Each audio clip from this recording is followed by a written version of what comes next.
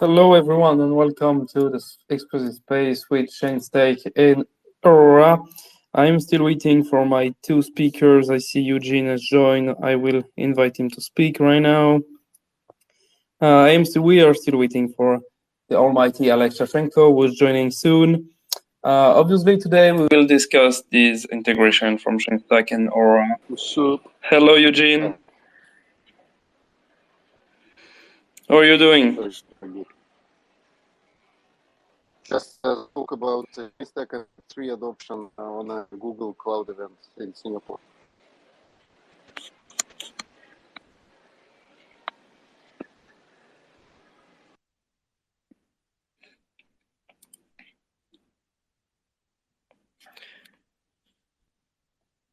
Okay, I see Alex has joined. I have invited him to talk.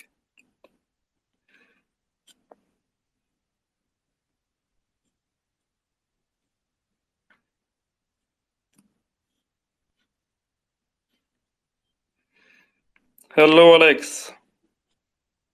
Hey, hello everybody. Okay, so we on. So I hope everyone is enthusiastic for this AMA because we got some pretty interesting stuff to discuss. I would like to start with the basics and to start with our guest today, who's Eugene, the founder and CTO of Chainstack. Eugene, could you introduce yourself? Absolutely. So my name is Eugene. I'm I'm CTO and founder of Chainstack. So Chainstack is a leading company providing developers easy access to Web3 infrastructure. So my background is in engineering, cybersecurity. I've been building teams on a global scale for more than 13 years. Very excited to be here today. Thank you, Eugene. Pleasure to have you too. Alex, could you introduce yourself? Hello, everybody. I'm Alex. I'm the CEO of Aurora Labs. This is the company that is the key developer of the Aurora protocol. We are building a solution, a protocol for the EVM compatibility for the Near blockchain. So EVM compatible smart contracts and applications are able to run on a more performant and future-proof network. Thank you, Alex. Eugene, my first question was, what is Chainstack? Could you resume globally everything that Chainstack does and introduce it to our audience? Right. So in Chainstack, we empower Web3 builders globally, right? So we provide them services that allow them to abstract away all the complexity of building on different blockchain protocols, Aurora included. So we basically provide node APIs, data APIs, data indexing, decentralized storage solutions. So basically everything that people who are building in Web3 need to be successful and to be focusing on what's important and not on the infrastructure pieces, right? So we have companies of all sizes, from startups to enterprises. Some of our notable customers are very familiar to the community here, I'm sure, like OneInch and DebtRadar, CoinGecko, Layer Zero, Chainlink, Wire. These are some of our beloved customers who we help with the infrastructure. Thank you, Eugene. Alex, could you introduce Aurora and the spirit of the company, maybe? Well, I was partially doing this before, but just to continue. So Aurora itself, it viewed from the standpoint of the user as an EVM compatible network. In fact, it is a smart contract that is running on top of Near protocol, and because of this, we are having multiple additional things that are available on Aurora in comparison with just a bare bone EVM compatibility. Now, first of all, a thing that was launched already 1.5 years ago. This is the Rainbow Bridge, currently the number 3 among the largest bridges in the world. not hacked, fully trustless and permissionless, yeah, working as a Swiss clock, usually referred to as the best user experience bridge in the world. Besides that, in our stack, there is also a solution that simplifies the user onboarding to the blockchain because of the unique feature of the Aurora blockchain, which is protocol level meta transactions. Again, pretty technical thing. But what it allows to do is the additional level of abstraction or additional level of separation of responsibility. So we are able to separate user authentication from or authentication of the user actions, I mean transactions, right? Signing the transactions from the actual payment to the protocol. So the payment can be done off-chain, can be done absolutely separately, and so on. Which means that for ordinary users to be onboarded to Aurora, it takes just 1 minute of registering in Aurora Plus, and then the user gets 50 free transactions per month. And users, to start transacting in Aurora, they do not need to pass KYC, they do not need to work with exchanges and things like that. Our goal among all of the EVM compatible networks, it is not only the kind of scaling of the EVM blockchain or kind of extending the Ethereum economy outside of Ethereum blockchain, but it is also but the main thing there is focusing on the users, focusing on the user experience, making sure that people from Web 2 are able to onboard easily, and our solution, our Aurora blockchain, is actually able to compete with something that is provided by Web 2 companies. Thank you very much, Alex. Very complete answer, very appreciated. I would like to go back to Eugene and how is Chainstack different compared to other services or its competitors? What should be looking to the most in Chainstack? Sure. So first of all, I want to say heads up and kudos to Alex and Aurora team, and I want to appreciate their efforts and how they are different, because some of the things that Alex mentioned and the team is building is really genius. It's like the bridge is, I love the stories when I'm reading about the attempts to hack the bridge that were prevented practically by the bridge, or Aurora Plus, which gives like hassle-free gasless experience for users. I think this really very, very, very cool advancement in the space versus what other protocols are doing. So for us, we're also not a typical infrastructure provider. So we are focused mostly on the high load depths and not like beginner users. However, our UI is very, very friendly, and even some of our competitors, they say that we have the best UI in the space. We have a lot of advanced options for all the chains we support, including like full archive data, HTTP, WebSocket, GraphQL APIs, different authentication options, not limited by like the key authentication for the node. We have globally distributed infrastructure with 6 different hosting providers, 9 regions available globally. So let's say when you hit a node, let's say from Singapore, that is hosted in Singapore and Chainstack, you have 16x performance, so you have better speed than hitting like in pure Alchemy, because they're mostly hosted in US, for instance. So we provide advanced options for our services. We don't provide just like scalable elastic APIs. We also provide like dedicated nodes with unlimited requests for power users, and they can customize it in the way they want, including resource customization, all different options for the node software. We're completely obsessed with reliability, speed, so we want to provide the best experience possible for our users. We have outstanding customer support, which is 24/7, again, distributed globally, follow the Sun team. And last but not least, we accept crypto for our services, which is very important, since many other services in this space, even though they provide access to Web3 infrastructure, they accept only like crypto, only credit card payments. So we are very proud that we pioneered the space, and basically you can pay like even in Dogecoin for Chainstack APIs. Thank you very much. Thank you very much. It was yeah, very nice. Thank you. Alex, I think you answered partially to my future question, but I was about to ask how is Aurora different compared to other networks, but I think you hit the spot already a little bit. But what's the difference on the infrastructure or services for devs? Like, yeah, focus on the differences, I would say. From the devs side, for the people who are developing decentralized applications, Aurora is extremely similar to Ethereum blockchain, right? So for them, all of the tools that are working with Ethereum or that are naturally are used, like SDKs.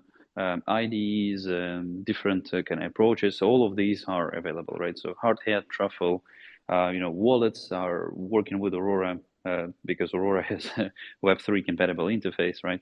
So from that standpoint, everything is good. There are services, indeed, there are services. I need to admit it that there are services, some services that are provided by third parties that are not integrated with Aurora, right? And these services are mainly, some kind of closed source things, and we are not able to influence these companies that are providing these services. However, in terms of the generic open source infrastructure, anything that is working with Ethereum is going to absolutely similarly work with Aurora. The difference is in the chain ID. So this is the place where you deploy your smart contracts and where your product is launching, and just the endpoint for the RPC, right? So for this endpoint, we have our own endpoint that is available for everybody, and we also have partners like Chainstack, and people are able to use the endpoints that they provide, right? There is no difference because these are just the nodes in the same network. So this is a great thing. In terms of the benefits for dApps overall, right? Not for the developers of the dApps, but for dApps overall, there is an important thing. An important thing to mention would be the speed of transactions and in general the throughput. So at the moment, Aurora blockchain is capable of delivering something like X10 in terms of the performance or the amount of transactions that can be processed in comparison with Ethereum. There are plans how to scale it, even on a single Aurora mainnet, and there are additional plans. And here is the alpha: how to scale it beyond a single Aurora instance. So these solutions are in active development, and even more and more people would be able to work on Aurora ecosystem.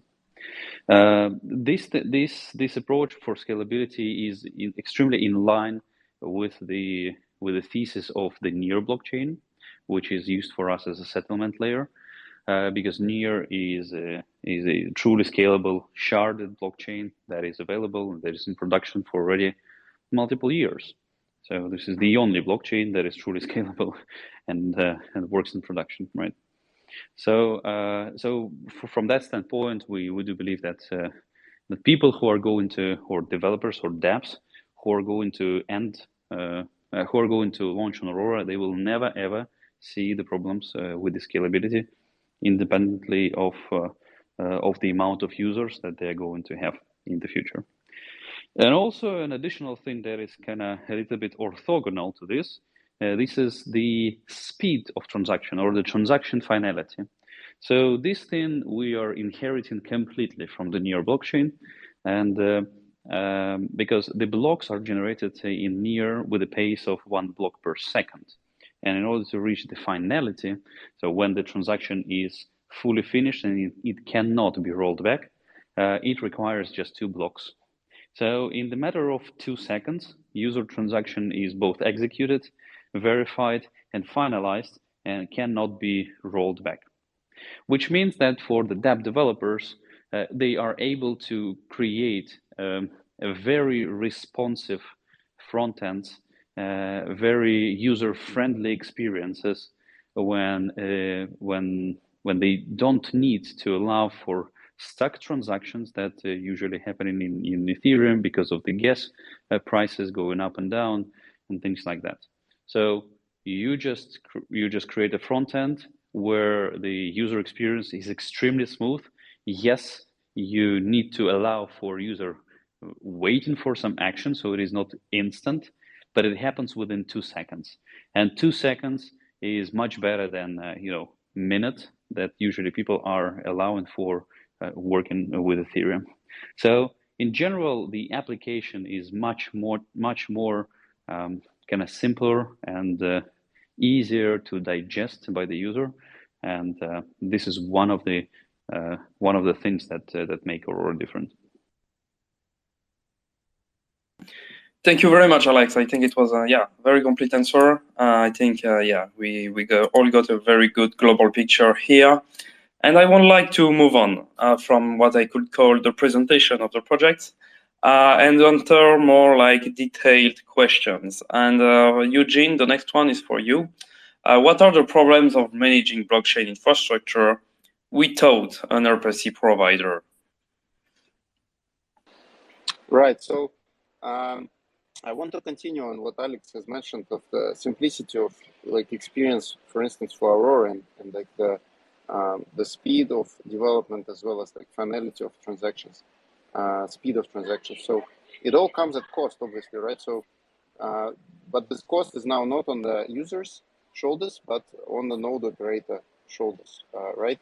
So, for instance, if you run an Ethereum node, it's relatively simple to run today. So it was a very messy software like 3 years ago, for instance, and today it's quite a neat piece of software that any user can run at home. There is a lot of tools to run it. Now it's getting slightly more complicated with like separation of different layers, like the consensus layer, execution layer. Now it's getting back to some sort of complicated state. But the thing is that for average user or even like a dev developer company, it's still like additional expertise that is required to run any kind of blockchain node. Aurora not being like different here, since it's built on NEAR, it has some sort of dependency on NEAR. So for instance, if you want to run like archive Aurora node, for example, currently you need to run an archive NEAR node as well. So because they are very tightly coupled. So and it's getting more and more complicated when protocols innovate and they basically build all this complexity within the protocol, within the node software, rather than exposing it to the user layer, right? So it's getting more and more complicated with the newer protocols to operate nodes. It's getting even more complicated when the apps are going multi-chain. So imagine you operate nodes on one chain, and then you want to scale on like 4 other chains. What does it mean? You need to run 4 other nodes, and they are all different in terms of operation, in terms of the release cycles of the node software, in terms of the timelines that are given to you as a node operator to patch your node, etc., etc. So there are like hundreds of different considerations, mostly with regards to like DevOps and SRE, related to like operating all these nodes and the complexity involved. So these are some of the examples of challenges when you basically when you want to run your own node, right, and not use a public RPC, which also has its own limitations, or like a professional API provider like Chainstack.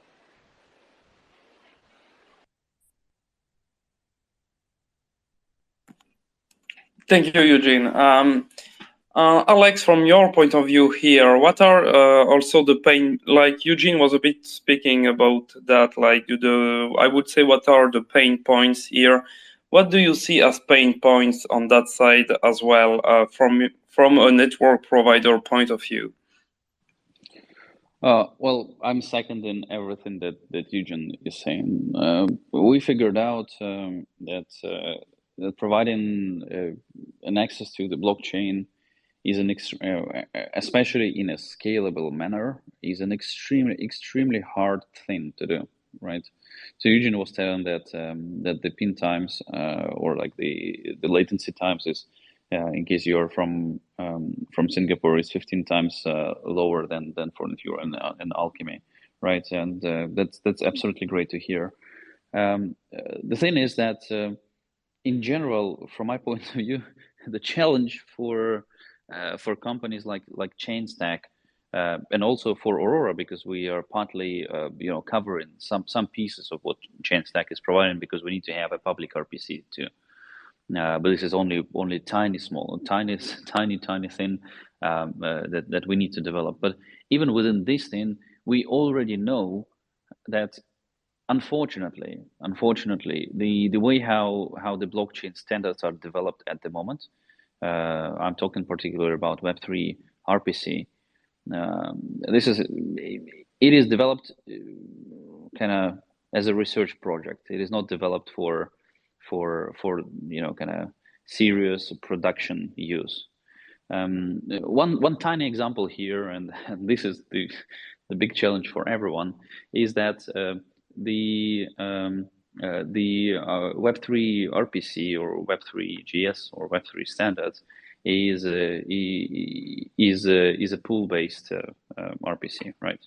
So you always need to get to the server and ask, hey, what about the transactions that are coming to me? What is the gas price? Can you tell me, right? You cannot subscribe to events, right? You cannot get push notifications from the RPC because it's not the part of the standard, and because of this, it creates an excessive and enormous load on the RPC. And this is how things in Web2 are not working already for decades, right? So I do believe that the biggest, one of the biggest challenge here is that, what it causes for companies like Chainstack or our department who is taking care of the infrastructure, lots of headache, right? Because it creates an excessive load on the RPC servers.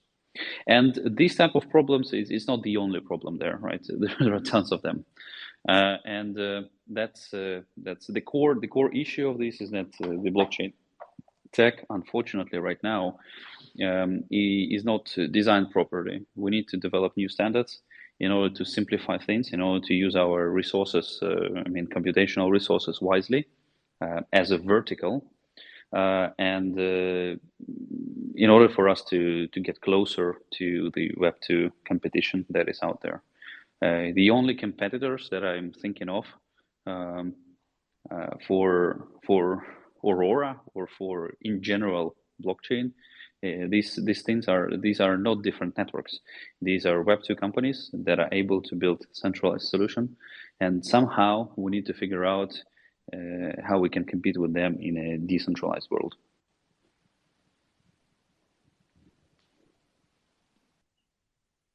Thank you, Alex. This last sentence is like a leitmotif for the blockchain industry, I think. I would like to go back to Eugene and maybe disclose a little bit about the benefits of running nodes on your own in general. And Absolutely. So first of all, I would like to second what Alex said about the research projects. I have been always thinking about this, and it's a little bit funny that like multi-billion-dollar industry today in Web3 is actually built, in reality, is built on the software written mostly by enthusiasts like quite a long time ago. We see, I think, the second wave of more serious developers joining in the space, and we have some examples here. Like for instance, one of the node software that is much more performant and that is being adopted by some protocols like Aragon, for instance, and it has been built with the performance in mind rather than like, okay, let's hack this cool blockchain client and see how it works and build a network out of it. So in terms of running your own nodes, there are plenty of benefits, honestly, and that's very in line with the ethos of the ecosystem, that basically you have like self-custody of your keys and you have self-service nodes that you host yourself. So the benefits are similar to what you do when you, let's say, you don't use cloud providers, for instance, and you run like your own servers, you operate your own data centers. There's a lot of like ups and downs here. If we're talking about benefits, obviously it's like it's more controlled environment, right? So you control what's going on. You know exactly what you run on your own servers. Like you have direct access to it. So latency wise, for instance, or performance wise, it could be much better than using some like cloud services that are running somewhere else in maybe some other continents. You also can like scale this like uh, deployment as much as you want if you have enough resources. So you can just like basically log into your own machine and like run more stuff there if you want. So it's more controlled environment. It's more according to the ethos of the ecosystem that basically everybody should own their own keys. Everybody should own their own nodes. Should run their own computational device for the network, right? Unfortunately, these are probably the only advantages of running your own node, because the list of disadvantages is way longer eventually, because again, the software was not built to run it in an easy fashion. So the software was built by enthusiasts to basically to show conceptually that, okay, this is possible, right? So that's why operating stuff in blockchain is pretty hard. Interacting with blockchain nodes is pretty rough experience. So that's why like there's new wave of data APIs now being built, including like abstractions for developers, because it's the nodes themselves, they were also not built with the development in mind. They were built with operators in mind. So all the APIs that the blockchain nodes provide are very technical and sometimes not convenient. So like some people are very surprised when they realize that, but for instance, it's very hard to get, let's say, wallet balances from the node. So it's just impossible due to like the architecture of EVM networks, for instance, right? Of course, like newer protocols learn on the mistakes of the past or like on the imperfections of the past, and some protocols like Near itself, for instance, is having a lot more like improved node software and like APIs and so on and so forth. But still, yeah, as Alex said, also there's a lot of like legacy, so-called, from like the initial attempts to build blockchain infrastructure. So yeah, unfortunately, the list of disadvantages to run your own node usually beats the advantages, which are basically two major ones that I mentioned in the beginning. Thank you, Eugene. Maybe Eugene, we just need to kick off the project for creating a new a new kind of more robust approach for the RPC, for example, that will allow to decrease the load on the RPCs. Yeah, and maybe in case we will be able to make it a little bit better, then it will be easier, at least for everyone to operate nodes, including ourselves, right? Yeah, that's a good point. Yeah, and the next question was a bit for the people who have already built on Aurora. Does some project built on Aurora run their own nodes? And do you encourage them to do so? Or do you consider it's not like the position of a network provider to do so? What's your take on this, Alex? Well, I always look at this as the more nodes we have, the more visible the blockchain is. The more potential disagreement we would be able to see in case something sketchy is happening. So any additional node that is run separately by the project, so themselves managing the node, or maybe they are buying the node in the cloud from the node provider. Any of this movement is improving the security of the network, and is helping the software, or is helping to deliver the thesis of the blockchain. So yeah, in case you're able, and in case you're at the level when you're not already a small company, a small startup of 3 to 5 people, when you're just not able to pay attention to this piece, but you already found your product market fit, you already have your first users, first revenues flowing in the company, and you are already at the stage when you can think more strategically on the things that you're doing, then probably the first thing that you would understand is that you must take care of the stack that you are working on. You must be sure that everything that your business is based on is not going to fail, and here contributing in the security of the blockchain that you're using is an extremely important thing. So yeah, once you get to this point, I encourage everyone not to forget about contribution to the security of the layer one that you're using. Thank you very much, Alex. I would like to remind everyone who's listening right now that they can ask their question either below one of the Aurora tweets we did for the space or in the space, and we will try to answer them at the end of the discussion. I would like to continue with something that you already touched a little bit, Eugene, and I will group two questions in it. What are some problems you can meet while running your own node, and how can Chainstack help to solve those problems? Oh my God, this topic I can probably elaborate for a day or two alone, so we can maybe have a spin-off AMA for. Let's try to have it shorter. Like we can talk about problems running your own blockchain infrastructure for a very long time. So challenges start with the most boring ones that you might not even think about. For instance, the fact that the blockchain is always growing is very important. So it's a append-only database if we oversimplify it. So you have data added all the time to the blockchain. So for instance, if you have like, I don't know, 1 terabyte disk, when you run your own node and then suddenly the node grows above 1 terabyte, you need to do something about it, right? So you either need to go to Amazon.com and order a new disk and then set it up and then like set up some sort of RAID, et cetera, et cetera. So this is like super boring stuff, right? So apart from the super boring like hardware related stuff, when basically requirements for the node can change like dramatically from the disk size perspective, from requirements for like CPU and RAM, when the node starts like processing more transactions, for instance, and then you need to upgrade it too.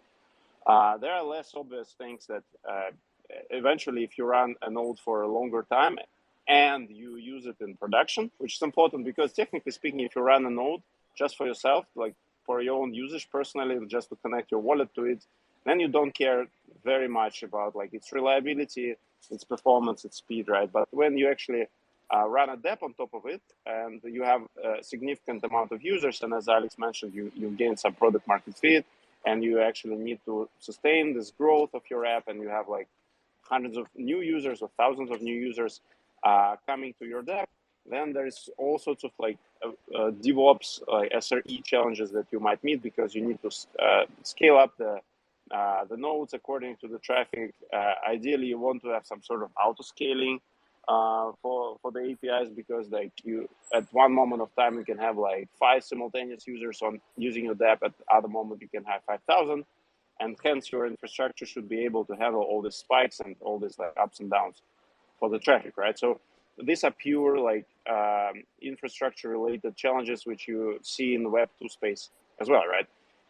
Apart from that, there are all sorts of like blockchain software specific challenges. For instance, like your node can suddenly go out of sync for thousands of reasons. And then when your users of your dApp like send transactions, they might not propagate and they will start complaining, or they might be like some security upgrade of the chain that you don't know about because you focus on different things and you forget to upgrade the node, and then it goes to like some like forked network. Then again, your users are frustrated because they try to do something about the dApp and they see information that is not up to date, or when they start sending transactions, they don't propagate. So let's say for some networks we see like some irregular like network upgrades and node software upgrades. Sometimes they like ship 5 upgrades per week for their node software, and they're all critical. So we as a professional in node operation, we obviously handle all these upgrades because that's our job and that's our basically business. But for average, let's say DApp developer or like DApp company or like anybody who is consuming blockchain data, this is something unexpected, right? So they don't want to like spend all of their resources on like upgrading old software like day after day. And yeah, here are like several categories of challenges, right? So starting from simple like hardware challenges that you just need to deal with because it's an append-only database and it constantly grows, ending up with very peculiar, specific like blockchain software challenges that only exist in Web3. Eugene, can I loop in here? So you're a provider of the nodes, literally. So which means that you're supporting quite a lot of different networks, and moreover, you can give to us and to everyone who is listening to this a unbiased kind of point of view on this, because you cannot say, like, people cannot say that you are, you know, supporting one ecosystem and not supporting the other ecosystem. And for some of them, if I'm saying that Aurora is great, it makes like, it is a biased view. You cannot really trust it because, like, okay, obviously I'm working in this ecosystem, I'm going to shoot out of it. But maybe you can give to us, and obviously the first first type of problems that you mentioned, they are kind of generic problems, while the second ones are about the each particular ecosystem. So maybe you can just name the ecosystems, yeah, and again, please do it unbiased, independently on the fact that you're working with Aurora. Can you tell us, if it is okay, what are the ecosystems that it is more convenient, it is the most convenient for you to work with, and on the contrary, the most that are kind of extremely bad to work with in terms of your business? Now that's a great question. And the first time I heard this was actually on NearCon in Lisbon, and I was talking to some near engineers who are friends, and they would say, okay, why don't you, as an old provider of 18 networks, like write some sort of blog post about, okay, what's good, what's Yeah, bad in that would different be ecosystems. absolutely So great. Because this is so going to be an unbiased view. yeah, it's a great question. So honestly speaking, TLDR, there is no single ecosystem that has absolutely no problem. So every ecosystem, like no matter how developed it is, it has its own like moments of truth, right? So for instance, even Ethereum, let's take Ethereum as a baseline, right? So again, as I mentioned, like it's quite straightforward today to run an Ethereum node. But let's say when the merge from proof of work to proof of stake happened a few months ago, the first network to merge was Robsted. That's a testnet network for Ethereum, and the communication of this change, of this merge on the testnet, was so bad that there were plenty of people who didn't even realize that you actually now, after this merge happens, you need to run two blockchain clients, one for consensus layer and one for execution layer. And there were a lot of aha moments for people when they basically were running just execution client, which was the only one required before.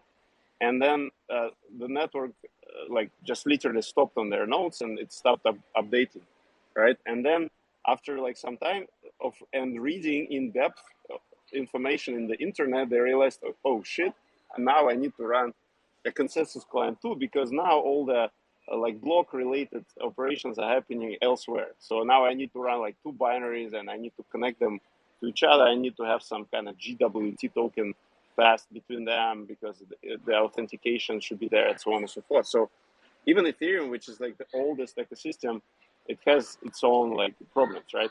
So I can share a few things about Aurora too. So one of the things that we're working on with Aurora team, for instance, is the way they communicate changes for node operators, right? So as best practice, like some other chains, that they're doing a great job here. And for instance, whenever there's a network upgrade or there's a new software version, they push it somewhere like in RSS or like a Telegram public group or in some other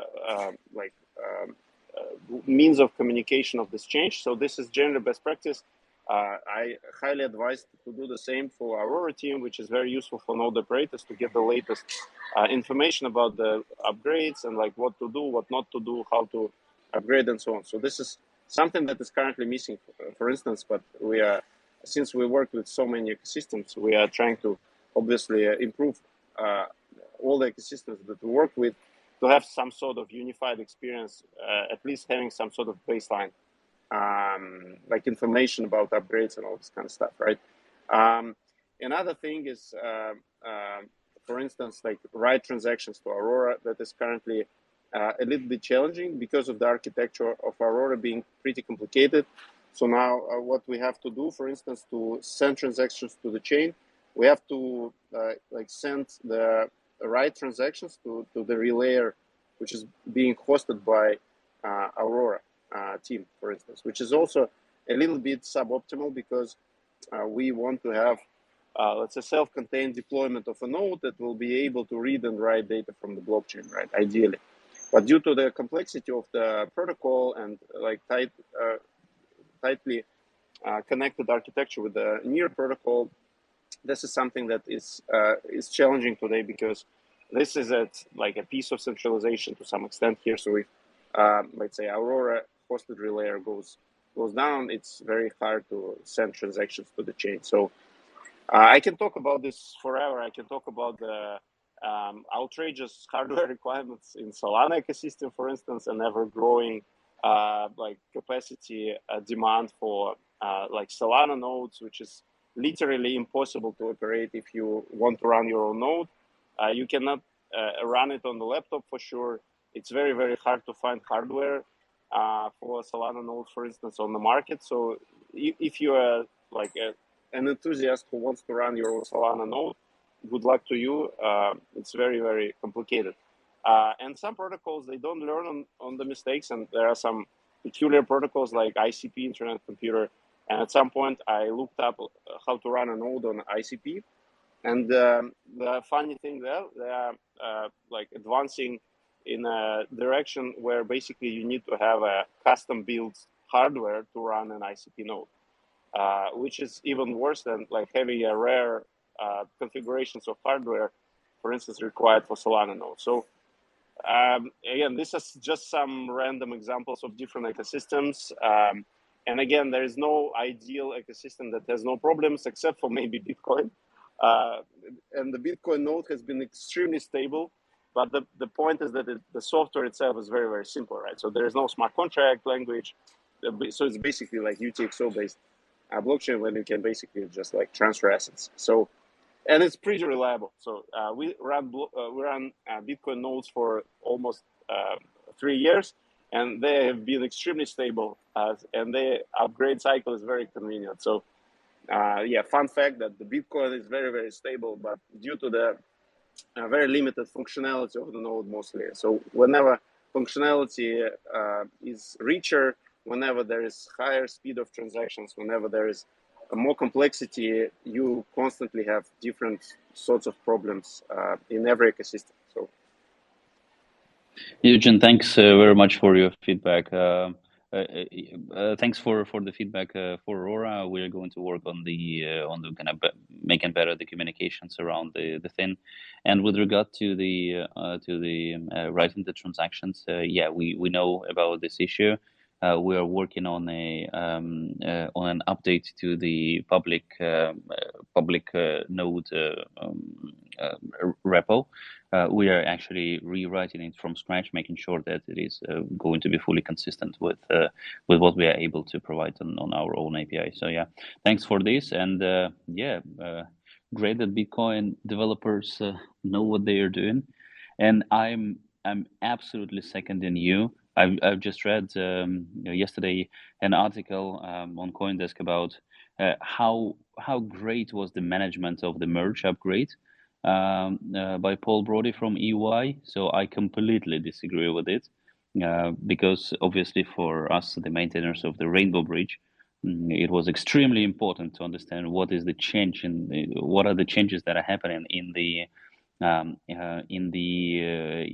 consensus layer, right? because Rainbow is working on top of the light clients, right? So it's super important. And yeah, it was extremely poorly executed. And in terms of the management and of the upgrade, yeah, I would wish Absolutely. Ethereum would be I think would do a they better job.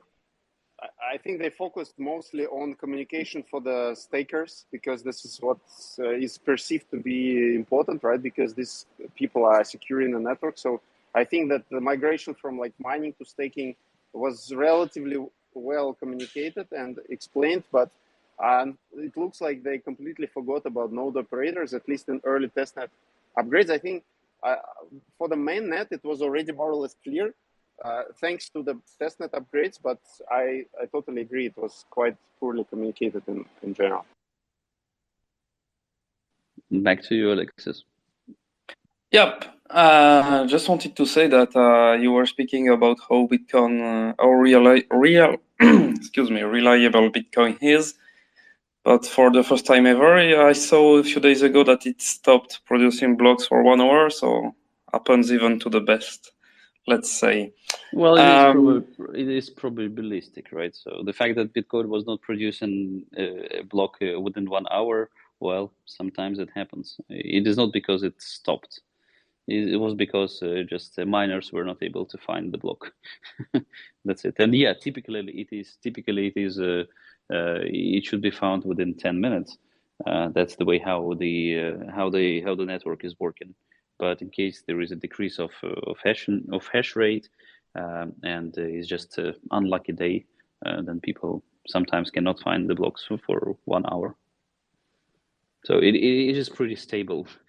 It was just not producing a block within an hour, and probabilistically it can happen. With an extremely tiny probability, Bitcoin might not even find a block within 1 year, right? But yeah, but it is so low that with the highest chances it's not going to happen. Don't give nightmares to our audience, Alex. Everyone wants to sleep, all right? So yeah, just forget about the last 2 minutes. I just wanted to maybe I have one last question, was a bit less technical and more general. Is how both projects are supporting Web3 and builders community in general. And let's start with Chainstack. You are our guest today. So what does Chainstack do to support Web3 and builder community in general? Right. So we try to be very practical here, and as an infrastructure provider, which is key to success for every builder in the space, we try to provide the best infrastructure, the most reliable, the fastest infrastructure, and which is very important for the builders in this space, the most affordable infrastructure. Right. So we are obviously a commercial company ourselves, right? So we are making money on the infrastructure. However, we understand and endorse the efforts of builders in this space. So that's why we develop our pricing model in a way that is very affordable to use. So for instance, like our developer plan, which is completely free and there is no string attached, is very generous in terms of like what it provides and in terms of like protocols it gives access to. So in fact, you can use like all 18 protocols that we support today on a developer plan on Chainstack. And the features like that are advanced are also very affordable compared to like other providers like all the Infures and all the Alchemies in the space. So we want to help builders in the space to have an affordable access to all the chains and have very democratized access to this. Because I think major value proposition for me personally, as I see it, for blockchain in general, is democratized access to things. And things can be collectibles, things can be governance in terms of DAO, for instance. And we want to retain this ethos of democratization of access. And hence our, let's say, pricing model for all the infrastructure that we do, we constantly think about it, how to make it really affordable and how not to make people spend like $10,000 per month on RPC, which is, I think, ridiculous. So that's why we have this model of, let's say, dedicated nodes that is very, very cost efficient for power users that send like billions of requests per month, right? So like in other providers, for instance, they would pay like tens of thousands of dollars because they charge for API call, and in our case, it's way more affordable because they basically can use their dedicated node in the way they want and send as many requests as they want, right? Apart from that, we'll obviously do all sorts of like ecosystem activities. So we support different hackathons. We run boot camps with various protocols as well. What we try to do also, which is quite unique, is we try to be very, very precise in our documentation, and we try to build amazing documentation as precise as possible. So if you go to docs.chainstack.com, or if you go to our blog, which is mostly technical blog, you will see tons of information, which is basically revealing some hidden subjects in the space. Let's say, how do you access mempool, and like what are the methods of accessing it, and like how to access like pending transactions, and like how to use GraphQL APIs with your EVM nodes, etc., etc. So there's tons of information that we produce, and our developer experience team produces. So we take documentation very, very seriously because it's also a piece that is very immature in the Web3 space as we see it. Because like we as a founding team, we came from a Web2 space, and we got used to amazing documentation for certain like products and pieces of software that we use. So we want to bring the same maturity of documentation in the space because this is clearly lacking in many cases. And we try to build the best documentation that is helping developers. So we mostly try to be very practical. So we try to give the best services we can for the best price we can with the best documentation for our services, as well as the related ecosystem pieces and software around it, like including just like generalized documentation for protocols, for instance. Thank you, Eugene. When you said about documentation and etc., I agree that's one of the things that is still to develop in general. We were speaking, for example, like maybe 1 month ago with the CEO of Brave, Brendan Eich, who created JavaScript, and it happens last year I was doing a bit of JavaScript. I'm a total newbie because I'm a marketing head, and it's crazy to see how easy we find things to deploy on JavaScript. And in crypto, it's way harder in general. So I totally agree. Documentation is a big deal for the future. Alex, on Aurora side, how are you supporting Web3 and builders community? Do you have programs to help new developers coming up to the network, etc.? Yeah, any action that Aurora is doing in this way? Yeah, in general, it is pretty similar to what Eugene was telling. We do not have any products where people are actually paying for them.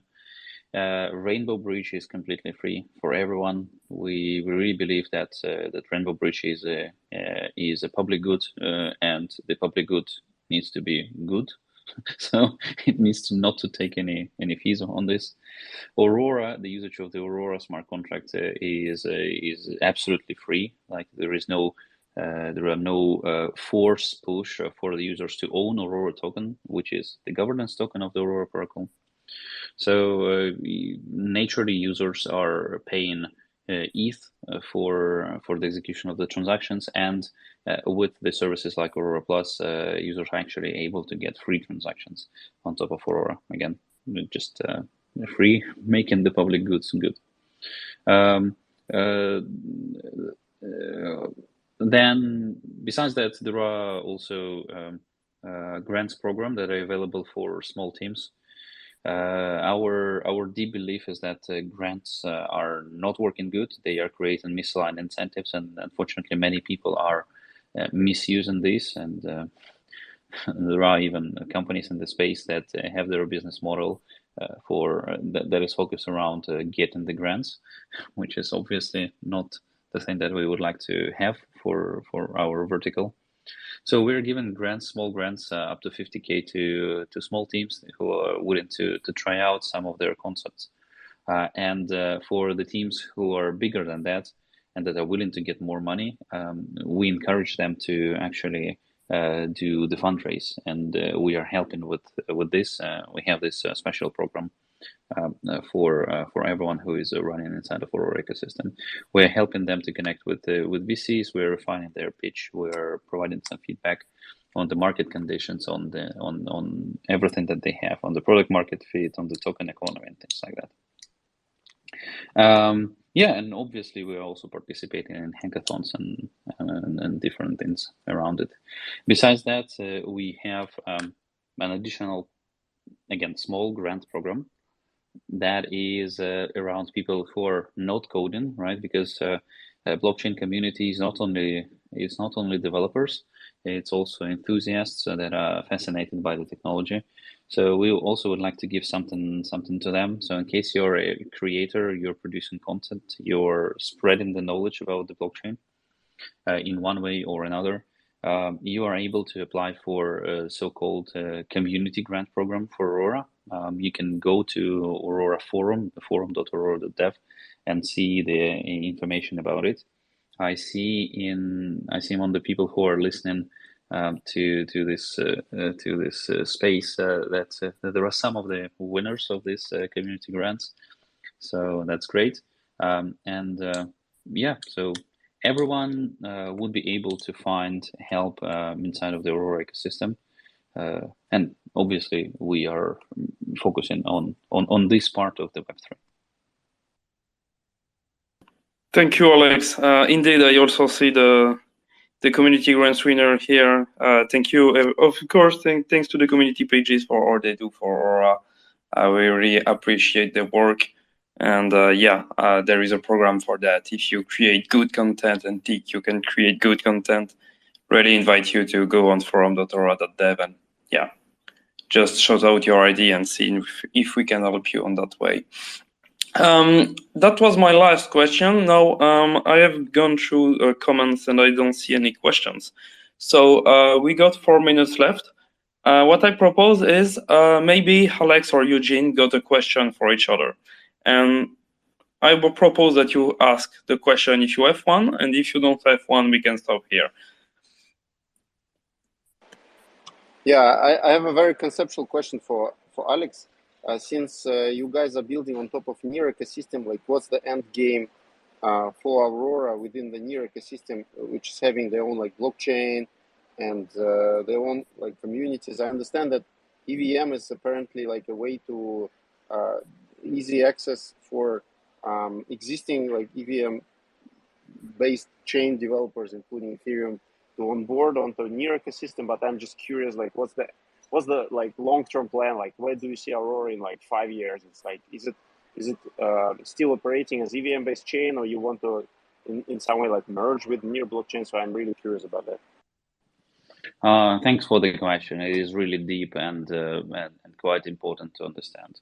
So our point of view on this is the following. We do believe that Near is an extremely good settlement layer, right? And a good analogy for it is like TCP/IP protocol, right? Or the internet in general, right?